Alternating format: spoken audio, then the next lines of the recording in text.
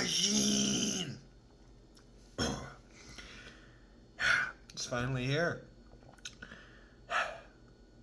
The Machine, directed by Peter and Tencio, and it's the Burt Kreischer movie about his "I robbed a Russian train" story. And so right off the bat, it's if you don't think Burt Kreischer's funny at all, you're not gonna like this movie. At first, I really liked him. Like his specials are funny, but then when you really break down his comedy, and it's really just I'm fat, I'm drunk, I want to cheat on my wife, my kids are annoying. I'm friends with other famous people. That's kind of really what all his jokes are.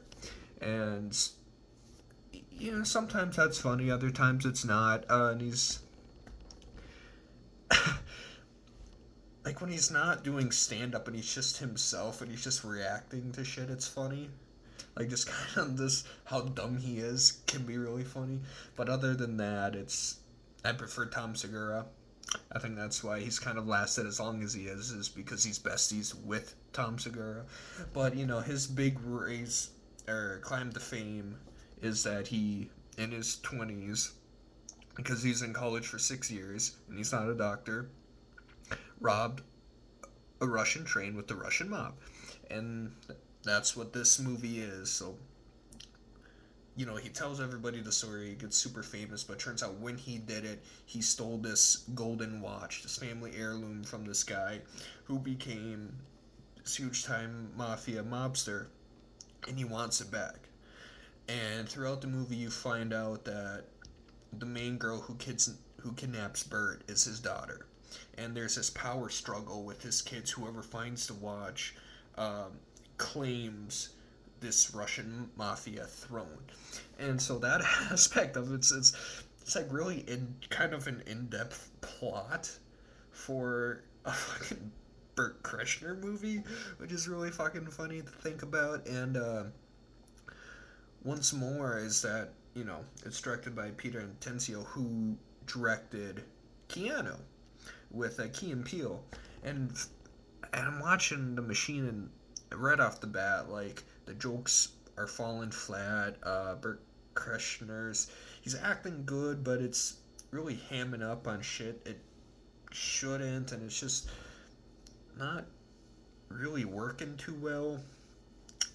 And Mark Hamill's in it as his dad, which is actually really good casting. But Mark Hamill's come off really flat and forced, and a lot of the jokes too were flat and forced at times, and just wasn't fucking getting it. And I'm like, well, Keanu was really funny because Key and Peele wrote fucking Keanu. That's why that movie's as funny as it is, because they fucking wrote it.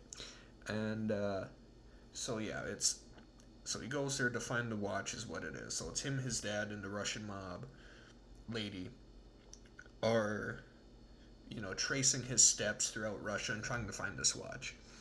And, as it goes, he bonds with the girl, and it's really about bad dads and how accountability happens, or you need to take it, and fathers learn from their mistakes to become better, and yada, yada, yada. And like that I wasn't uberly expect. I'm like, wow, okay, like they're really trying to make like an emotional plot line for this movie. Not necessarily doing the best, but hey, they're fucking trying, I guess. The flashbacks, he has Jimmy Tatario playing him, and that was really fucking working for me. And I was honestly like, because okay, the guy who plays young Bert Jimmy is a better actor than Bert. So I was thinking, like, if it was just legit, like, that was the movie, and he has chemistry with one of his classmates, Ashley, and I'm like, okay, if that was this movie, just this young dumb guy gets involved with the Russian mob, and they steal his friend's ring, so he wants to get it back to impress her, like, that would be a pretty fucking solid of a comedy, actually, and even, like, an action movie.